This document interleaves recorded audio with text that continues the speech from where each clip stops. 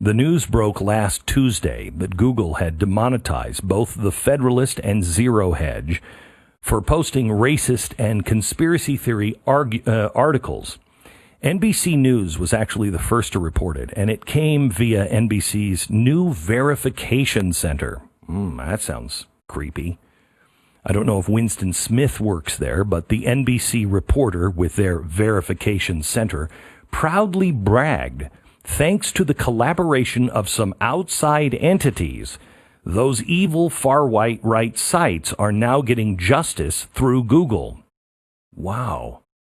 This is her article over at NBC News, though, we'll get into it in a minute. It's gone through a few revisions now. Notice in the first paragraph what really drove NBC News mad, and it caused them to leap into action. Quote, stories about recent Black Lives Matter protests. Remember, as I told you on Wednesday, Black Lives Matter has been declared absolutely untouchable. No one's allowed to tell the truth about them. No one's allowed to say anything at all negative. Now, the initial article originally reported that both The Federalist and Zero Hedge had been demonetized, but Google immediately verified what was going on via Twitter. They said that The Federalist was never demonetized, and both issues weren't due to racist or conspiracy theory articles, but rather certain comments found in comment section of the articles. Wow. Well, first of all, nobody stuck up for Zero Hedge. I read Zero Hedge. I don't agree with a lot of the stuff on Zero Hedge, but I read it because I don't agree with a lot of the stuff on Zero Hedge. And I think that's important. I also read the Huffington Post. I don't agree with almost everything on the Huffington Post, but they have a right to say it, and it's important that I read it. Now, I can guarantee you this was the last thing Google wanted publicized right now, because there's talk in D.C.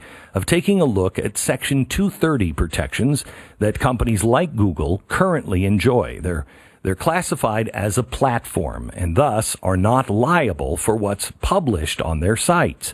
Now, this seems reasonable because I don't want to be responsible for what everybody comments on, what I print, what I do. I'll be responsible for. We'll do our best job to get it right, and we'll apologize if we get it wrong. We'll pull it and correct it if we get it wrong, just like the New York Times does, because we're responsible. Now, I don't want to be responsible because I can't keep up with all of the comments. Well, now, even though we're not held responsible for the comments, now, because of social justice warriors, we are held accountable. Now, because of Facebook and YouTube, we are held accountable. Although Facebook and YouTube, they're not held accountable for anything. People can post anything they want, even really horrible, violent things from Antifa, but they don't have to get rid of it, and they're not responsible because they're protected. Does that seem right? The government offers protection, whereas sites like The Federalist, they are not platforms, they're publishers, just like I am. So we don't get any help or protection from the government.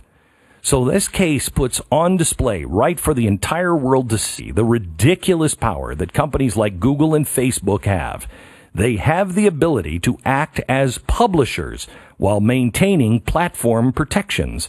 And the power is basically underwritten and grown because of the federal government.